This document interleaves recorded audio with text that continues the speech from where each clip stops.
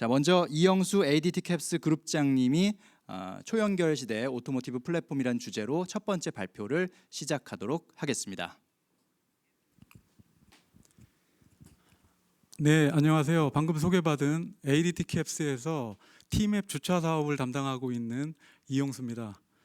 오늘 발표는 ADT 캡스와 SK텔레콤이 제공하고 있는 T맵 주차 사업이 초연결 시대 오토모티브 플랫폼으로서 제공하고 있는 서비스 현황과 이를 기반으로 하는 새로운 비즈니스와 기회를 창출할 수 있는 기회를 공유드리고자 합니다.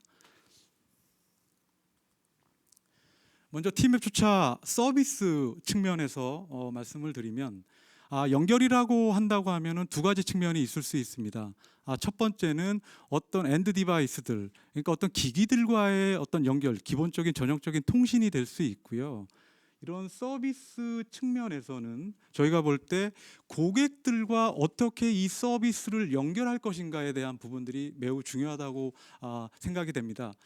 T맵 주차 관련해서는 저희 T맵, SK텔레콤의 T맵 1,850만 가입자가 있고 하루에 400만 가입자들이 사용하시는 이 T맵을 기반으로 해서 저희 주차를 고객들한테 언제나 어디서나 편하게 딜리버리를 해드리는 부분들이 하나 있다고 말씀드리고요.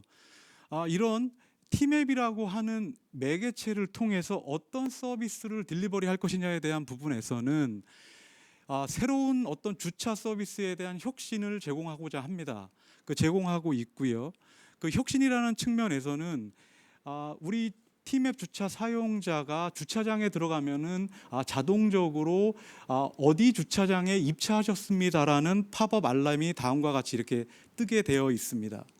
거기에 그리고 실시간으로 내 주차 요금이 얼마인지를 1분 단위로 리얼타임으로 초연결을 시켜서 고객들에게 딜리버리를 하고 있고, 또한 그 데이터를 실시간 데이터를 기반으로 해서 고객께서 주차 요금을 결제를 하실 때 자동 결제는 기본이고요. 거기에 어떤 주차장에서 어떤 그 리테일이나 상점을 이용해서 할인이 됐다. 그러면 할인된 요금도 제 그 고객의 주차 앱에서 얼마가 할인됐다라는 것을 정확하게 보여드리고 연결시켜드리고 있습니다. 또한 이 요금의 자동 결제나 할인 말고 SK텔레콤 고객이라고 하면은 T멤버십 할인이나 아니면 저희가 자체적으로 프로모션하는 다양한 할인 쿠폰들도 실시간으로 적용이 돼서 리얼타임으로 서비스에 차가 입차해서 나올 때까지에 대한 서비스를 저희가 제공해드리고 있습니다. 두 번째는 서비스에 대해서 말씀드렸는데, 그런 서비스를 구현하고자 저희는 주차장에 대한 설비들, 저희는 그 설비들을 엔드 디바이스라고 표현을 합니다. 그 엔드 디바이스에는 주차 요금이나 과금이나 어떤 그런 중요한 핵심 소프트웨어는 주차장에 없고 모든 게 상위 플랫폼에 들어 올라가 있습니다. 그런 그 의미는 주차장의 모든 디바이스, 엔드 디바이스들에 대한 데이터나 아니면 센싱 값들이 실시간으로 우리 클라우드 플랫폼에 올라오고, 그 올라온 데이터를 기반으로 해서 그 실시간 데이터 수집, 그 다음에 분석을 통해서 고객들에게 어디 주차장이 얼마나 비었고 목적지 검색하시는 주변에 어떤 주차장이 있는지에 대한 부분들을 실시간으로 전달을 함으로써 어떤 진정한 오프라인과 온라인에 대한 연결되어 있는 진정한 파킹 플랫폼이라고 말씀을 드릴 수 있고요. 마지막으로 주차장 운영에 있어서 가장 중요한 안전한 주차장, 편한 주차장을 저희 ADT 캡스의 단연간의 보안, 관제, 출동 서비스가 접목이 된 진정한 대한민국을 선도하는 주차 서비스와 플랫폼이라고 말씀드릴 수 있겠습니다. 이런 말씀드린 서비스와 플랫폼을 기반으로 해서 저희는 21년도까지 한 1,000개 이상의 한 1,200개 이상의 주차장을 저희가 우리 고객들에게 딜리버리 할 예정이고요. 22년, 23년까지는 진정한 모빌리티 플랫폼으로서 오토모티브와 모빌리티의 허브로서 저희가 그 핵심 플랫폼으로 자리매김하고자 합니다. 그 관련된 내용들은 말씀드리면서 계속 진행하겠습니다. 자, 모빌리티의 가장 중요한 트렌드, 저희는 케이스 전략을 사용하고 있습니다. 케이스 전략은 저희는 당연히 주차 서비스와 주차장을 케이스화하는 부분들이고요.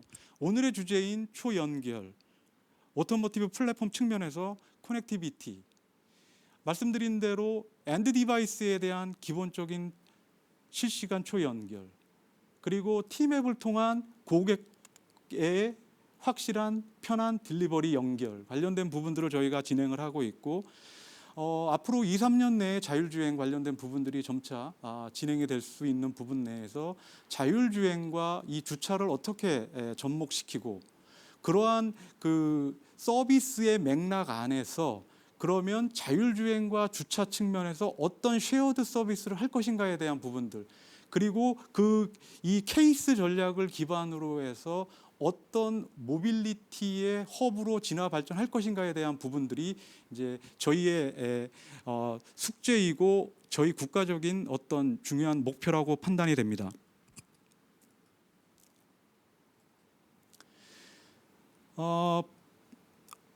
플랫폼의 전략에 있어서 중요한 부분들은 뭐 말씀드린 대로 초연결 커넥티비티가 있습니다. 커넥티비티는 두 가지 측면으로 말씀드릴 수 있습니다. 초지연, 자, 울트라 로우 레이턴시라고 해서 차량과 차량의 통신, 차량과 인프라의 통신, 차량과 사람의 통신을 수 미리세크 안에 1에서 5미리세크 안에 리얼타임으로 통신을 통해서 처리할 수 있는 부분들이 하나 필요하고요. 두 번째로는 통신이 되더라도 어떤 예를 들어서 이런 건물에만 하더라도 우리가 어떤 센서를 설치한다 그러면 수백 개의 센서가 어떤 조그만 공간 안에 존재하게 되는데, 그런 대량의 IoT 센서나 통신 디바이스들을 연결할 수 있는 매스 커넥티비티 관련된 두 가지 부분들이 오늘 말씀드리고자 하는 초연결이라는 부분에서 저희가 연결을 시켜야 되는 부분들이 있고, 그리고 그런 연결에 대해서 올라온 그런 데이터들을 기반으로 해서 어떤 플랫폼을 가지고 어떤 전략적인 비즈니스 플레이를 할 것이냐에 대한 부분에서는 SK텔레콤의 어떤 ICT화된 모빌리티 비즈니스와 ADT 캡스의 어떤 보안과 관제에 관련된 그런 노하우가 접목된 이 초연결과 플랫폼이 집약되는 어떤 그런 플랫폼을 기반으로 해서 저희가 가고자 하는 부분들은 자율주차나 차량 공유, 전기차 충전, 그리고 어떤 이런 다양한 서비스를 아우를 수 있는 구독형 서비스의 기반이 되고자 하는 부분들이고요. 저희는 그것을 모빌리티 허브라고 말씀드리고 있습니다. 자, 모빌리티 허브, 초연결 플랫폼 말씀드렸는데요.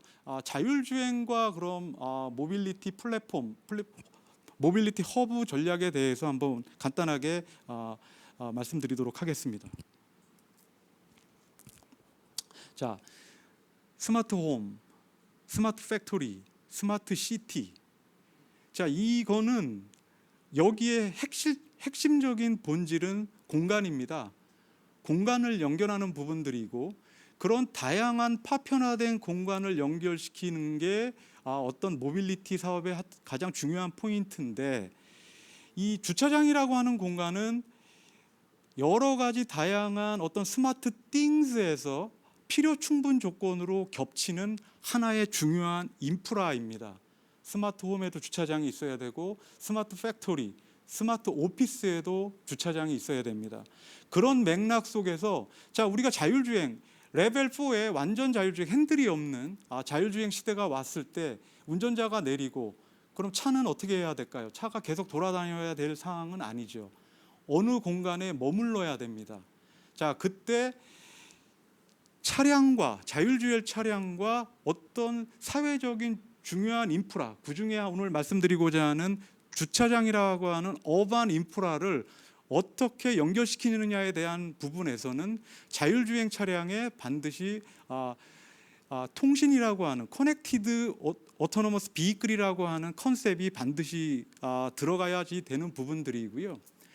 주차장으로 차가 자율주행차가 들어왔을 때는 그런 GPS가 없는 상황에서도 인빌딩 환경에서 어떻게 내 주차 공간을 찾아서 안전하게 자율주행 차량이 주차를 시킬 거냐에 대한 부분들에 대해서 이 주차장 측면에선 이 어떤 다양한 주차 센서들을 통합화시키고 그 통합화된 데이터를 리얼타임으로 자율주행 차량에 전달시킴으로써 어떤 한정된 매우 비좁은 공간에서 자율주행차가 안전하고 편리하게 주차를 할 수 있는 그런 부분들에 있어서 주차와 자율주행이라고 하는 부분들은 되게 밀접한 관련이 있고 어떤 그런 플랫폼 기반으로 이 사업이 아니면 서비스가 진행되지 않으면 자율주행과 주차 관련된 부분들은 상당히 어려운 부분들이 있을 수도 있겠습니다.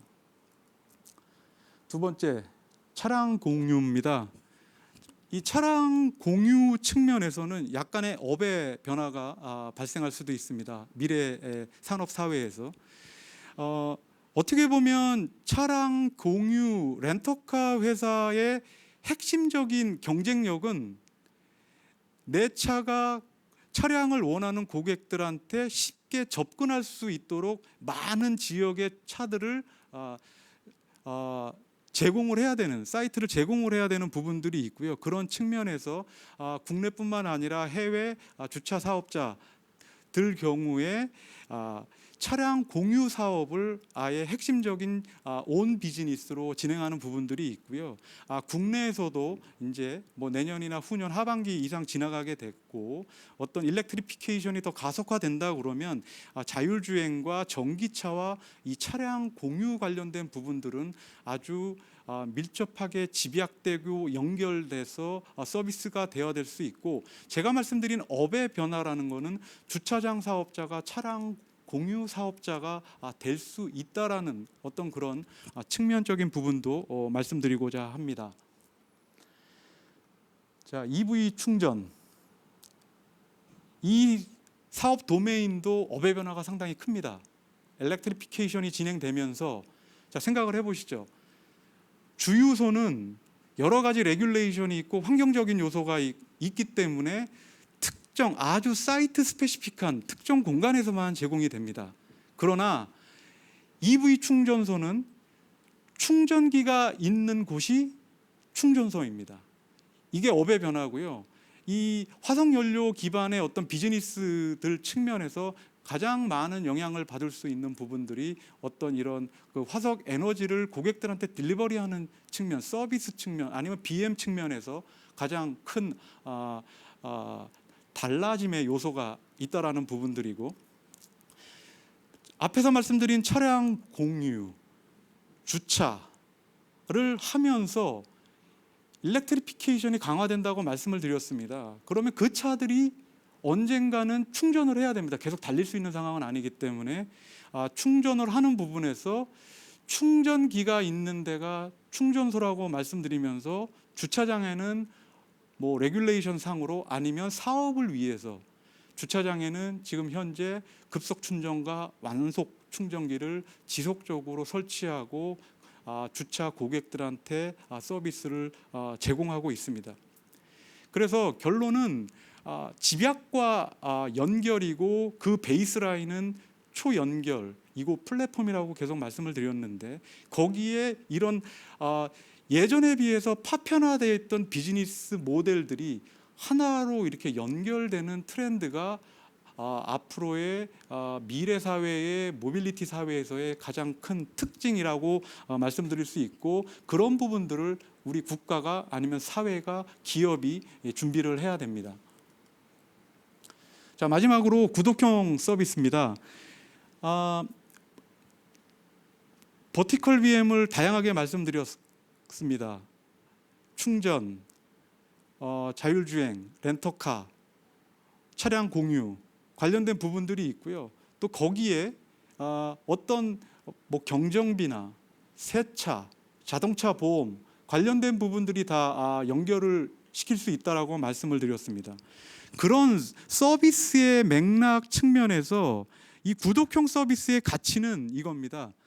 어떤 주차와 어떤 다양한 모빌리티 비이클 관련된 부분들에 대해서 올인원 서비스를 제공하는 부분들이고요. 근데 그 올인원 서비스를 어떻게 고객들한테 딜리버리 할 것이냐에 대한 부분들은 구독형 서비스겠죠. 예를 들어서 주차장을 1200개 가지고 있고 거기에 우리가 전기차를 주차장별로 뭐 1, 20대 설치를 해놓고 거기에 저희가 한 달에 뭐 예를 들어서 20만 원, 30만 원을 받으면서 그 1200개에 주차되어 있는 다양한 차량들을 본인들이 필요로 할 때 필요로 하는 장소에서 자유롭게 차를 바꿔가면서 타는 비즈니스 모델이 구독형 서비스라고 말씀드릴 수 있다라는 게 어떤 이 구독형 서비스의 핵심 가치이고, 거기서 우리 주차장 사업자들이 제공해야 될 사항들은 이런 주차장의 위치와 차량의 상태, AS 상태, 그런 부분들을 차량과 주차장이라고 하는 인프라에 대한 에셋들을 초연결시켜서 고객들에게 실시간으로 딜리버리하고, 그런 다양한 구독형 서비스가 미래 모빌리티 사회에서 구현될 수 있게 지원하는 역할이 저희 주차 사업자 ADT 캡스와 SK텔레콤이 추구하는 T맵 주차의 최종 발전 방향입니다. 예, 오늘 제가 말씀드릴 부분은 여기까지 하고 마치겠습니다. 감사합니다. 네, 이영수 그룹장님의 발표 잘 들었습니다. K 모빌리티 혁명 속에서 이 주차장 사업 또 주차장 사업자의 변신이 진행 중인데요. 주차장이 편리하고 친절한 서비스를 제공하는 매개체가 될 것으로 기대가 됩니다. 또 ADT 캡스와 SK텔레콤의 합작 서비스도 계속해서 기대해 보도록 하겠습니다. 자, 이어서 기석철 충북대학교 스마트카 연구센터 센터장님께서 발표를 진행해 주시겠습니다. 기석철 센터장님께서는 현재 AV 지니어스 대표로도 겸직하고 계십니다. 네, 센터장님께서 지금 무대로 올라오고 계시는데요. 자, 초연결 시대 오토모티브 플랫폼이란 주제로 두 번째 발표 이어가도록 하겠습니다. 네, 안녕하세요. 방금 소개받은 충북대학교 스마트카 연구센터장 기석철입니다. 오늘 제가 준비한 강연 제목은 자율주행 기술의 상용화 도전 과제로 잡았습니다. 사실 20분 주어진 제 발표 시간 내에 이 자율주행의 모든 이슈들을 제가 말씀드리기는 불가능한 상황이기 때문에 오늘 상용화를 가기 위해서 자율주행에서 필요한 이슈들이 무엇인지 같이 한번 살펴보는 시간을 가지도록 하고요. 그 이슈 하나둘도 너무나 큰 내용들을 포함하고 있기 때문에 오늘 제가 그 앵커 포인트들을 이렇게 짚으면서 여러분들한테 말씀드리는 그런 시간을 갖는 것으로 오늘 제 발표의 의미를 가지도록 하겠습니다. 준비한 컨텐츠는 먼저 자율주행 기술의 개요에 대해서 간단히 좀 살펴보고요. 현재 저희가 상용화 이슈를 다루기 때문에 산업화가 어떻게 자율주행 쪽은 이루어지고 있고 어떻게 나아갈 건지 그 부분에 대한 설명을 좀 드리도록 하고요. 세 번째는 이제 오늘 발표의 핵심 주제가 되겠는데요. 상용화 이슈가 무엇이냐, 이게 세 번째고, 그리고 이런 이슈들을 풀기 위한 대안들, 물론 완벽한 솔루션들은 아니지만 앞으로 좋은 솔루션이 될 만한 대안들을 좀 소개시켜드리고, 마지막으로 클로징 멘트와 겸해서 자율주행의 미래에 대해서 말씀드리도록 하겠습니다. 근데 이게 자율주행 기술의 개략적인 개요입니다. 오늘 제 발표는 약간은 자율주행 기술에서 선행적인 지식을 가지고 계신 분들을 좀 타겟팅을 해서 조금 어려운 용어들을 할 수도 있는데요. 좀 양해해 주시기 바랍니다. 자율주행은 크게 인지, 판단, 제어 이렇게 큰 기술적인 시퀀스를 가지고 진행합니다. 인지에서는 작은 글씨로 나와 있지만 관성 센서라든지 그 다음에 위치 센서, 그다음 카메라, 라이다, 레이더 이런 종류의 다양한 센서들이 사용이 됩니다. 그리고 이 센서들은 결국 두 개의 궁극적인 목표를 지향하는데요. 그 하나가 자차의 위치를 인식하는 거, 두 번째가 주변의 상황들, 객체들을 인식하는 거, 이렇게 큰 두 가지 퍼셉션의 타겟을 가지고 인식 센서들을 운영하게 됩니다. 그래서 자차의 위치를 알게 되고 주변의 장애물 그리고 본인이 나아갈 로드 패스를 알게 되면은 저희가 글로벌 패스 플래닝을 하고 로컬 패스 플래닝을 해서 실제 자동차를 움직이는 것은 그 액추에이터가 되겠죠. 뭐 바퀴라든지 스티어링이라든지 이런 액추에이터를 움직이는 이런 기술적인 원리를 가지고 동작하게 되어 있습니다.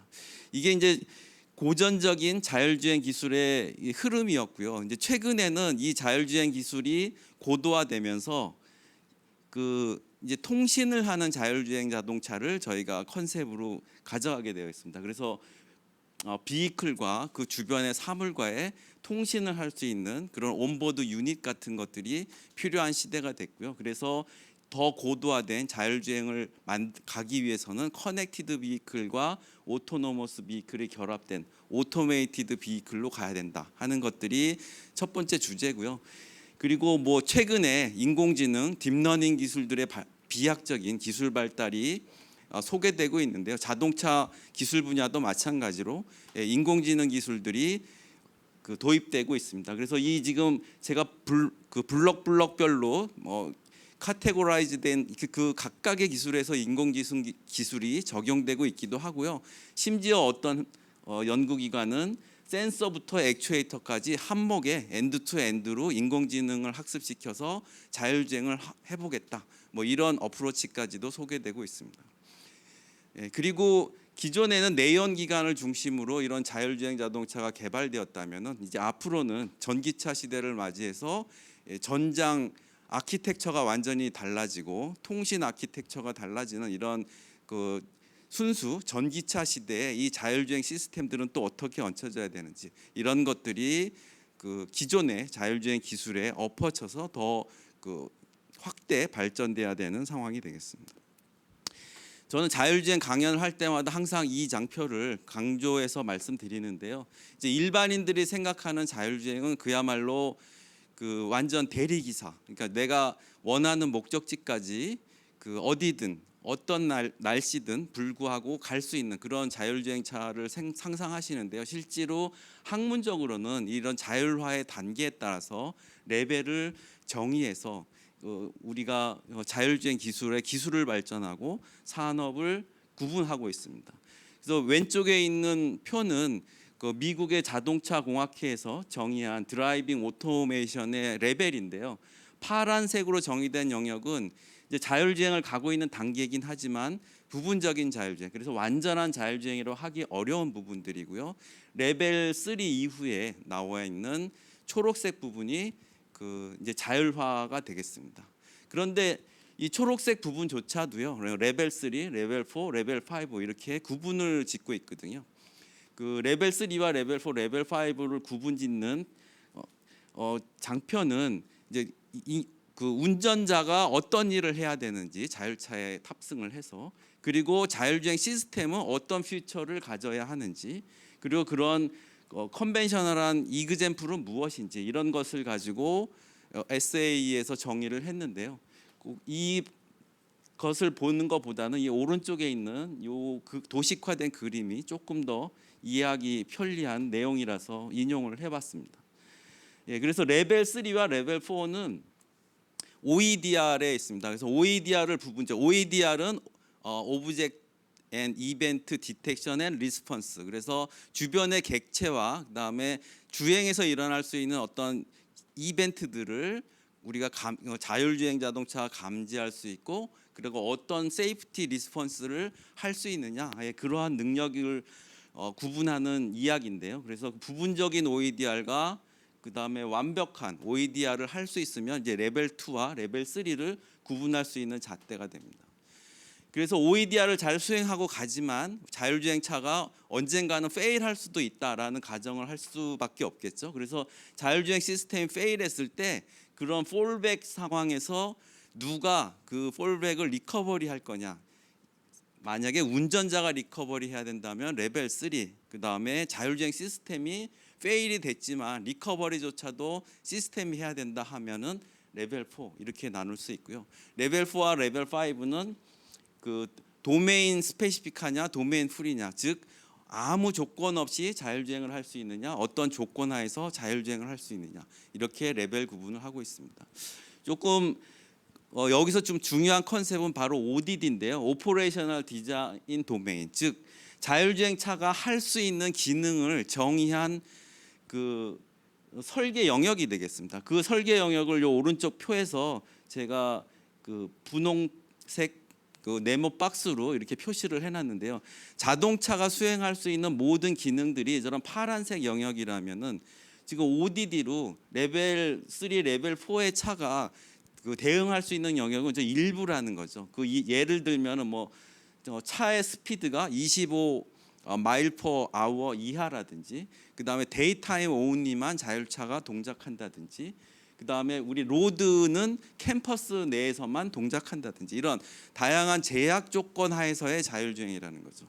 그래서 이런 제약 조건, ODD에 대한 제약 조건이 없는 자율주행이 레벨 5, Unlimited 자율주행인데, 이제 이렇게 자율주행 기술들이 구분이 되어 있습니다. 마켓 포캐스트입니다. 이제부터 좀 제가 빨리 갈 텐데요. 제가 레벨 3, 레벨 4, 레벨 5를 말씀드렸는데 지금 이건 프로스트 설리반이 내놓은 시장 예측 자료지만 지금 레벨 5의 시장은 2030년까지 없다라고 예측하고 있습니다. 그래서 레벨 3가 점차 증가하다가 앞으로 향후에 2030년에는 레벨 4 시장이 메이저 시장이 될 거고, 그 규모는 상당합니다. 약 1,800만 대 정도의 시장 규모가 이렇게 갈 거다라고 프로스트 설리반은 내다보고 있습니다. 예, 그리고 그렇지만 이제 현재 그 인더스트리에서 자율화 레벨 관점에서 어떤 마켓을 형성하고 있느냐를 보면은 현재는 레벨 2와 레벨 3의 사이, 즉 제가 말씀드리진 않았지만 레벨 2 플러스라고 우리가 그 좀 정의를 할 수 있는 이런 단계의 차들이 상용화되고 있습니다. 레벨 2 플러스의 지금 가장 대표적인 주자가 테슬라 오토파일럿이 되겠고요. 그다음에 GM의 슈퍼크루저, 이런 차들이 레벨 3 마치 레벨 3인 것처럼 홍보는 하고 있으나 실질적으로 이런 SA의 자율화 레벨 단계로만 분류하면은 여전히 레벨 2 차량이고, 레벨 2에서 조금 어드밴스된 레벨 2 플러스라고 정의할 수 있습니다. 그래서 이런 기존의 자동차 회사들이 지금 타겟팅하는 시장은 결국 레벨 2 플러스 시장일 거고요. 앞으로 당분간도 그렇게 지속될 거로 예상이 됩니다. 그리고 지금 현재 자율차 기업들이 극복하고자 하는 단계는 바로 레벨 3. 어느 회사가 진정한 레벨 3를 먼저 갈 거냐, 이것이 목표 시장이라고 저는 보고 있고요. 레벨 4는 현재 자동차 매스 프로덕션을 하고 있는 OEM들이 지향하는 시장은 아니라고 저는 보고 있습니다. 여기는 뉴 모빌리티 컴퍼니, 뉴 서비스 컴퍼니들이 지향하는 시장이 레벨 4, 5가 될 거다. 물론 그 기존의 OEM들이 레벨 3에서 어떤 마켓 쉐어를 장악한 이후에는 당연히 레벨 4, 레벨 5로 갈 수도 있고요. 레벨 3와 레벨 4를 동시에 공략하는 방법도 있겠지만 제가 보기에는 이제 매스 프로덕션이 가능한 것은 레벨 3부터가 되지 않을까, 이렇게 보고 있습니다. 네, 이렇게 장밋빛 이야기들을 쭉 말씀드렸는데 실제로 지금 제가 한번 테슬라의 사고 동영상을 하나 보여드리도록 하겠습니다. 예, 이거는 대만의 고속도로에서 생겼던 테슬라 자율주행 사고인데 저 하얀색 차가 고속도로에 쓰러져 있는 트레일러를 발견하지 못하고 제동을 하지 못해서 사고가 이루어지는 사례가 되겠습니다. 이 내용에 대해서는 시사 프로그램 네, 저기 프로그램이 나와 있죠. 베타 버전의 질주라는 그런 프로그램 제목으로 거의 1시간에 걸쳐서 테슬라의 기술을 분석한 내용들이 있으니까요. 한번 봐주시기 바라고요. 여기서 그 베타 버전의 질주라는 게 뭡니까? 베타 버전은 실제로 많은 소프트웨어 컴퍼니들이 그 상용화 버전을 릴리즈하기 전에 그 일반인 또는 전문가들이 미리 좀 써보고 버그를 찾아내고 오류를 수정하기 위해서 사전에 릴리즈하는 무료로 배포하는 그런 소프트웨어 버전을 얘기하는데 그 테슬라는 지금 오토파일럿을 베타 버전이라고 릴리즈하면서 실제 사람들이 이렇게 차를 타고 다니면서 여러 차례 이런 그 대형 사고로 이어지는 것들을 좀 볼 수 있고요. 이제 베타 버전의 질주에서는 종방향 제어, 브레이크에 관련된 성능만 테스트했는데요. 지금 제가 유튜브를 뒤져보니까 테슬라의 조향 성능에 대해서 문제점이 되는 동영상도 나오고 있습니다. 이게 지금 급격한 곡률 반경을 가는 회전 구간에서 테슬라가 그 차선을 이탈해서 전복되는 그런 사고 동영상이 되겠습니다. 이게 쭉 지루한 영상이 좀 이어지는데요. 네, 이런 곡률 반경이 큰 이런 도로에서 어느 순간에 차선을 이탈해서 지금 이게 동작한 건지 동작한 거 같긴 하거든요. 한번 확인 더 해볼게요. 아마 조금 더 지나가서 다음 코너에서 전복되는 영상이 나올 것 같습니다. 이 부분입니다. 네, 이게 베타 버전이라서 아직도 오류가 많습니다. 네, 이런 오류를 가지고 있는 테슬라 오토파일럿이 지금 시중에 팔리고 있고 이런 기술을 맹신하고 있는 일부 유저들이 굉장히 위험한 상황에서 오토파일럿을 운영하고 있다 하는 것들이 좀 말씀드리고 싶은 상황이고요. 네, 그래서 실제로 자동차 회사들은 이 전기전자 아키텍처에 대해서 이런 세이프티가 굉장히 중요하기 때문에 이런 V 사이클이라는 전통적인 개발 프로세스를 가지고 이런 전장 시스템들을 개발하고 있습니다. 그래서 차량 시스템 컨셉부터 요구 사항 정의, 아키텍처 설계, 그다음에 소프트웨어 요구 사항, 아키텍처 설계, 단위 모듈 구현 뭐 이런 식으로 해서 나오고 그다음에 이 설계된 내용을 오른쪽 윙에서 각각 검증하고 그래서 상위 단계의 검증을 우리가 베리피케이션, 그다음에 각각의 평균적인 레벨에서의 검증을 우리가 여기 지금 밸리데이션이죠. 지금 미스타이핑 돼서 죄송합니다. 네, 이런 V 사이클을 가지고 운영을 하고 있고요. 이것이 소프트웨어와 하드웨어 겹쳐서 운영이 되고 있습니다. 그리고 이것들을 어떤 펑션에 대해서 세이프티를 강화하기 위해서 우리는 ISO 26161이라는 이런 표준 개발 프로세스까지 자동차 인더스트리에서는 만들어서 이제 운영을 하고 있죠. 그리고 또 이제 실제로 방법론을 보면은 X 시뮬레이션, 그러니까 시뮬레이션을 통해서 우리가 안전성을 검증하고 그 다음에 프루빙 그라운드에서 안전성을 검증하고 그다음 리얼 로드에서 안전성을 검증합니다. 이거 똑같은 시나리오를 이렇게 검증하는 것이 아니라 시뮬레이션에서 할 수 있는 안전성 검증 방안과 프루빙 그라운드, 리얼 로드 테스트가 각각 다르고요. 여기는 이제 IPG의 자료를 제가 인용했는데 시뮬레이션은 이제 뭐 수백, 수천만 다양한 시나리오를 검증해 볼 수 있고요. 위험한 시나리오 저기 빨간색으로 표시했습니다. 그다음에 중간 정도 리스크한 시나리오 노란색으로 표시했습니다. 그다음에 이지한 시나리오 그린으로 표시했습니다. 모든 것들을 시뮬레이션에서 평가를 해볼 수 있고요. 그다음 프루빙 그라운드에서는 굉장히 리스크가 크기 때문에 이제 노란색 시나리오 정도까지 가능하고 리얼 로드에서는 안전한 시나리오 정도를 평가할 수 있는. 그래서 평가의 목적이 여기 쓰여 있는 글처럼 좀 다르다 이런 것들을 말씀드리고 싶고요. 그래서 유럽에서는 새로운 차가 나왔을 때 그 차의 안전도를 평가하기 위해서 유로 엔캡이라는 제도를 운영하고 있고 이 제도에서 지금 평가할 수 있는 항목 하나하나가 전부 레벨 2에 자율주행 레벨 2에 해당하는 항목들이 되겠습니다. 레벨 3 이상에 대해서는 아직 유로 엔캡 신차 평가 제도에서도 아직 자율주행에 평가하는 프로세스는 로드맵에 나와 있지 않고요. 아마 올 연말이나 내년 초에 새로운 로드맵이 나올 때는 조금은 자율주행 부분이 포함되지 않을까 하는 기대는 가지고 있습니다.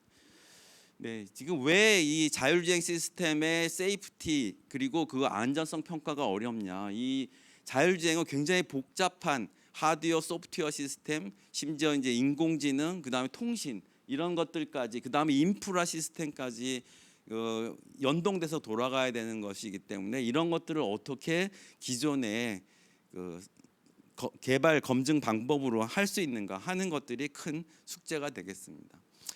그래서 이런 것들을 하기 위해서 이런 테스트 스탠다드나 가이드라인들이 쭉 나오고 있는데요.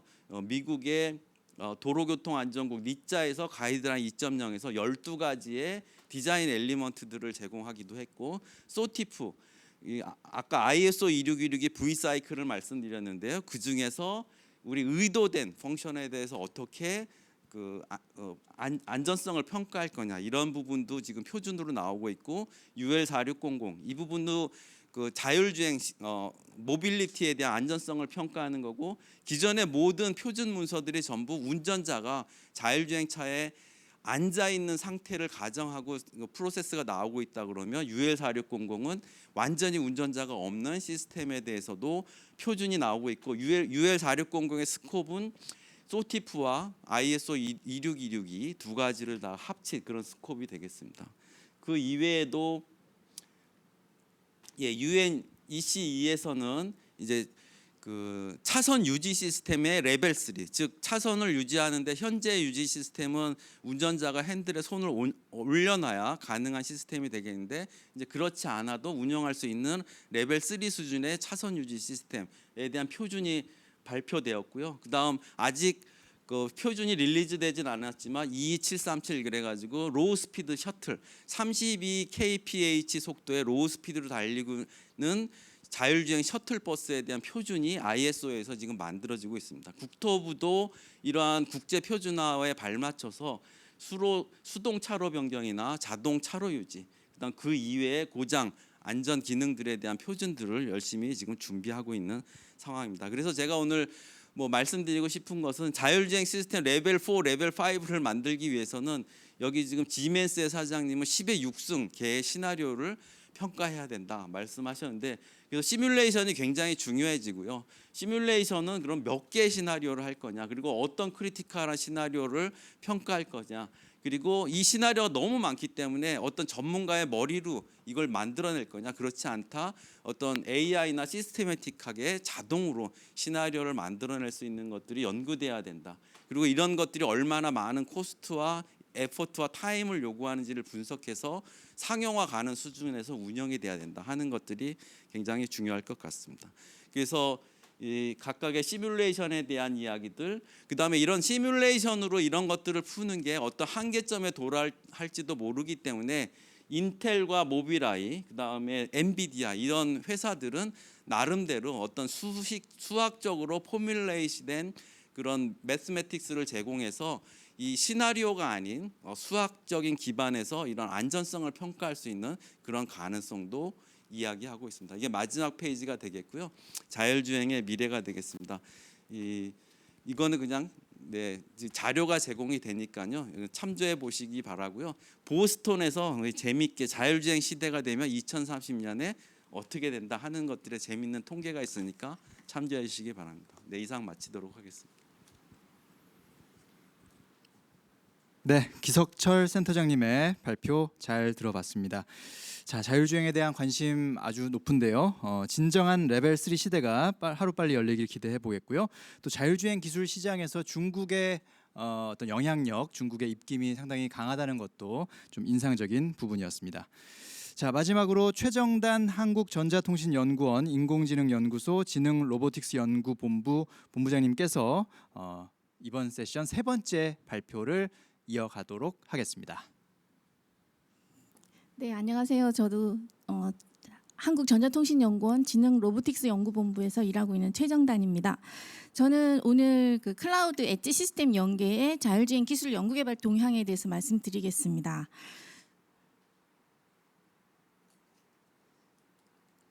예, 저는 앞서서 자율주행 전반에 대해서 말씀을 해주셨기 때문에 주로 현재의 기술 동향, 그리고 클라우드 엣지 시스템과 커넥티드된 시스템 플랫폼, 자율주행 플랫폼에 대해서 말씀드리도록 하겠습니다. 우선 짧게 자율주행 차를 포함하는 자율주행 차를 포함하는 지능 로보틱스 시스템 기술 개발 동향입니다. 왼쪽에서부터는 차량 단독에 최소한의 AI를 융합하는 그런 자율주행 기술에 대한 그런 기술이 되겠고요. 오른쪽은 이런 지능 로보틱스에 뺄 수 없는 이런 플랫폼과 인간이 사용을 할 수 있게 이 로봇과의 인터페이스 또는 이동 작업 로봇에 해당하는 그런 로봇이 주행 제어 판단하는 기술에 대해서 요약을 해보았습니다. 그래서 자율주행 기술은 주로 이제 저희 연구소에서 개발하고 있는 시스템들의 동향을 그림으로 나열을 해봤는데요. 저희가 2009년도부터 12년도까지는 자율주행 차량의 전자 제어화가 많이 진행이 되지 않았을 때 2009년도부터는 어떤 인프라하고 도움을 굉장히 많이 받아서 자율주행을 하는 차량을 유도하는 기술을 개발을 했었습니다.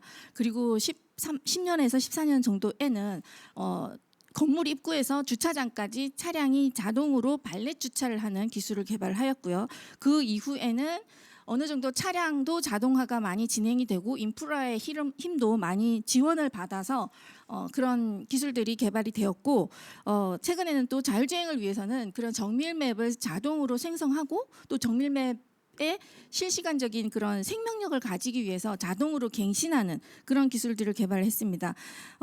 가장 자율주행 연구의 기본이 되는 거는 자율주행 임시운행 허가라는 국토부 고시에 의해서 인증을 받아야 됩니다. 그런 고시를 받고 나서 저희가 광화문 또는 KCT라고 하는 자율주행 모의 도시가 있습니다. 거기서도 저희가 자율주행 체험을 했고요. 그리고 드디어 이제 저희가 청계천과 같은 그런 일반 도심에서도 테스트를 하는 그런 과정을 거쳤습니다.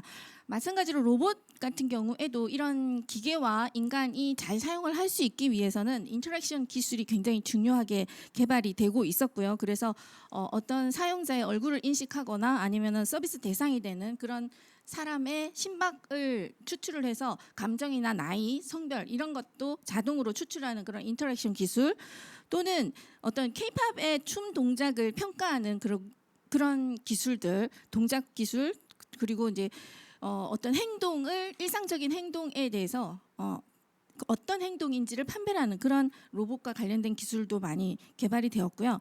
아랫부분은 다양한 로봇이 있을 때 그런 다양한 로봇의 다양한 서비스 환경에 자동으로 적용을 할 수 있는 그런 라이브러리들을 공통으로 개발을 해본 그런 기술 개발 결과입니다.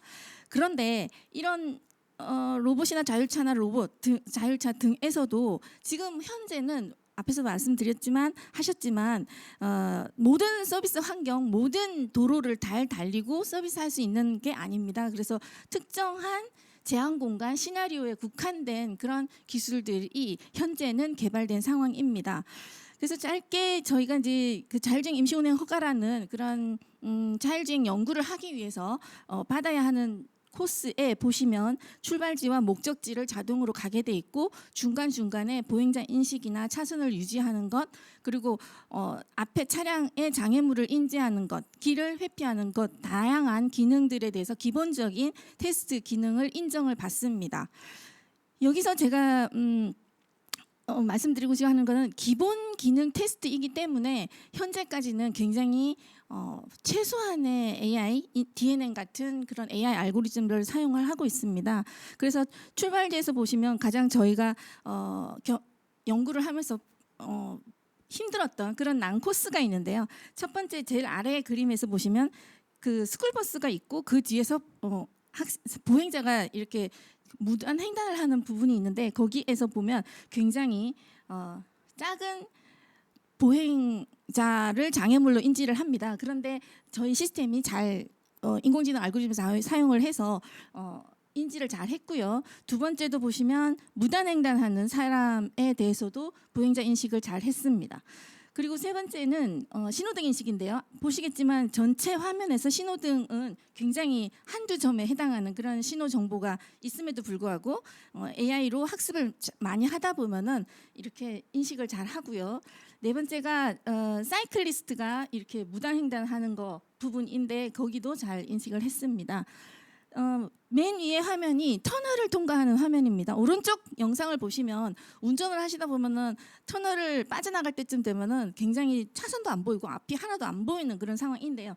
그런 상황에서도 인식을 해야 하는 그런 부분입니다. 그리고 최근에 많이 저희 나라 도로에서도 많이 볼 수 있는 원형 교차로가 왼쪽 화면에 하단 화면에 나타나고 있습니다. 이런 다양한 교통 환경을 자율주행을 하기 위해서 이런 학습 데이터 또는 많은 경험 테스트를 하게 됩니다. 저희가 이렇게 하면서 앞에 보시면 차의 전면 유리창을 태극기로 가리고도 시험을 해보고요. 그리고 많으신 분들이 자율주행 차를 소개하고 탑승하면서 기술의 어떤 현재 수준을 인식을 하기 위해서 저희가 이런 많은 테스트를 했습니다. 그리고 이제 저런 기존의 상용차뿐만 아니라 최근에 국내에서 만든 운전석이 없는 그런 셔틀을 가지고도 테스트를 해봤고요. 그래서 저희가 맨 아래에 보면은 소감을 적습니다. 그래서 운전을 하시는 분들은 자율주행 차에 대해서 기대가 너무 커서 저희 시스템이 아직은 천천히 가고 뭐 돌발 상황에서 갑자기 이렇게 많이 흔들리면서 쓰고 하는 것 부분에 대해서 조금 아직도 갈 길이 멀구나라고 말씀을 하시지만 학생분들은 이렇게 투명 인간이 조종하는 느낌이었다라는 그런 좋은 그런 의견도 주신 거를 저희가 가지고 연구 개발을 하고 있고요. 아랫부분에서는 정말로 운전석에 휠체어를 타시는 그런 분들도 저희 차를 탑승을 하시고 학생들 그리고 많은 분들이 자율주행 차에 대한 경험을 하기 위해서 저희가 연구를 진행을 하고 있습니다. 이 부분은 보시겠지만 100% 정해진 규칙을 지켜도 사고 발생 가능성은 언제나 늘 존재한다는 부분입니다. 그래서 왜냐하면 그런 아직은 정해진 시나리오대로 자율주행을 운행을 하기 때문에 아직 알려지지 않은 결함 또는 누군가가 고의적인 그런 간섭을 일으키거나 오류를 의도적으로 공격을 하게 된다면 아직은 이러한 부분에 대해서 굉장히 준비가 미흡하죠. 그래서 실질적으로 이 오른쪽의 부분은 디지패스라는 위성 통신을 이용한 자기 차량의 위치를 인식하는 그 화면과 실제 차량이 위치한 차량과의 굉장히 많은 위치 오류가 있는 걸 알 수 있습니다. 위에 화면은 중앙선을 침범하는 그런 상태이고 두 번째는 거의 이제 길 바깥으로 나가버리는 그런 화면이 되겠습니다. 그래서 이런 부분은 기술적인 안정성이 낮다는 부분이고요. 이 부분은 보시면 왼쪽에서 지금 현재 수준입니다. 그래서 자율주행 3단계 이하의 기술 개발이라는 게 지금 현재의 수준이고요. 저희가 앞으로는 자율주행 3단계 이상의 자율이동 모빌리티 서비스 플랫폼이라고 하는 그런 목표를 향해서 가고 있습니다. 그래서 왼쪽에서는 보시면 차나 드론이나 로봇 등등이 거의 제한된 공간 내에서 지능이 거의 없는 자율이동체라고 하면 오른쪽은 지능형 반도체 그리고 고성능 컴퓨팅 그리고 AI 알고리즘의 알고리즘 또는 이런 다양한 시뮬레이션 등등의 기술들이 굉장히 다양한 기술들이 융합이 되어야 한다는 것입니다. 그래서 저희가 거의 이제 A, B, C, D, E, F, G까지 거의 알파벳의 모든 기술들을 융합을 해야 할 단계인데요. 보시면 AI 알고리즘, B는 빅데이터, C는 클라우드, D는 데이터죠. 그리고 E는 엣지 컴퓨팅 이런 그리고 이제 V2X 통신도 같이 융합이 되어야 보다 더 안전한 자율주행 플랫폼으로 거듭날 수 있을 거라고 생각을 하고요. 현재 수준과 미래의 이런 자율주행 3단계 이상의 완전한 자율주행을 지원하는 플랫폼이 되기 위해서는 굉장히 큰 간격이 존재한다라는 그런 제 의견입니다. 그래서 저희가 첫 번째로 이 간극을 좁히기 위해서 저는 몇 가지 가능한 방법을 생각을 해봤는데요. 첫 번째 이러한 자율주행 시스템의 한계를 극복하기 위한 전략으로는 클라우드 엣지를 V2X로 연결하는 부분입니다. 그래서 보시면 차량과 차량은 V2V로 통신을 하게 되고 스마트 가로등이나 스마트 신호등 등등의 이러한 시스템들도 통신 기능을 가지고 차량이나 보행자와 연결이 되어서 차량이 인지하지 못하는 부분을 스마트 가로등의 센서가 인지한다거나 스마트 신호등이 현시 정보를 차량에게 미리미리 주거나 하는 그런 부분입니다. 그러면은 차량 쪽에서는 사전에 그 교차로에 진행하기 전에 보다 더 돌발적인 상황에 대해서 대처 능력이 가능하기 때문에 이런 엣지 컴퓨팅과의 연결도 굉장히 중요하고요.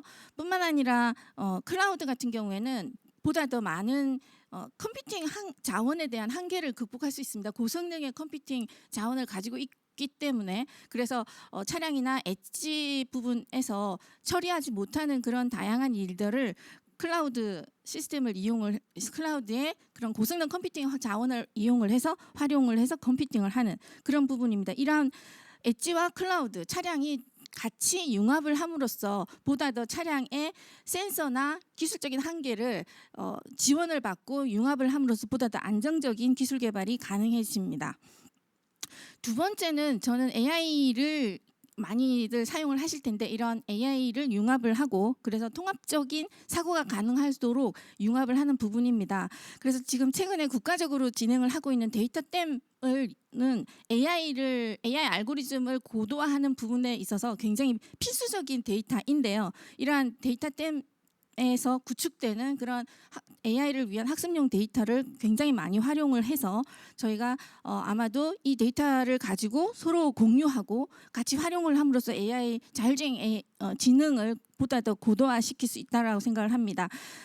자율주행 AI에는 객체를 검출하는 것, 판단하는 것, 그리고 어떤 제어를 보다 더 효율적으로 하는 것 이런 다양한 부분에서 활용을 할 수 있고요. 이렇게 이제 자율주행 알고리즘이 완성이 되고 나면 어떤 시뮬레이션이나 또는 플레이그라운드라고 하는 그런 임시 도로에서 테스트를 하고 기술의 안정성을 충분히 확보한 다음 이런 스마트 시티 등등에서 실도로 시범이나 실증 서비스로 연결이 되어야 할 것 같습니다. 세 번째로는 서비스도 협력을 하고 기술을 가진 기업 간에도 협업을 해야 한다는 그런 부분입니다. 그래서 정부와 산학연도 유기적인 협업을 해야 하고요. 그리고 대기업, 중소기업, 스타트업 뿐만 아니라 그런 모든 기업들이 각각의 집중할 수 있는 기술과 서비스 아이템을 가지고 보다 더 협업을 진행을 많이 유기적으로 해야 한다는 그런 말씀인데요. 그래서 앞에 구조 요즘은 이렇게 다들 동그랗게 이렇게 허브앤스포크 구조로 그런 다양한 기업들이 협력을 하는 그런 구조로 진행을 하고 있습니다.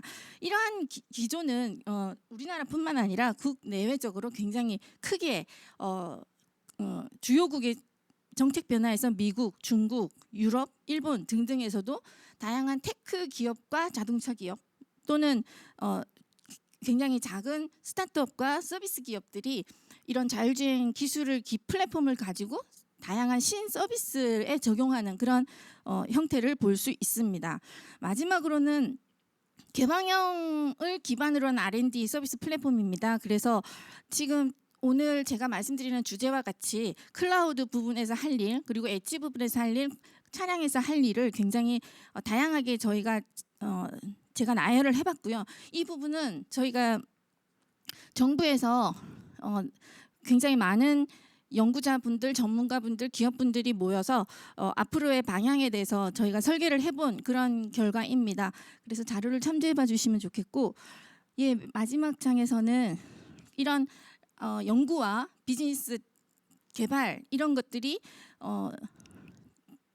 그런 기반을 가지고 이런 다양한 그 초연결의 자율이동 플랫폼 시장을 확보할 수 있을 거라고 생각을 하고요.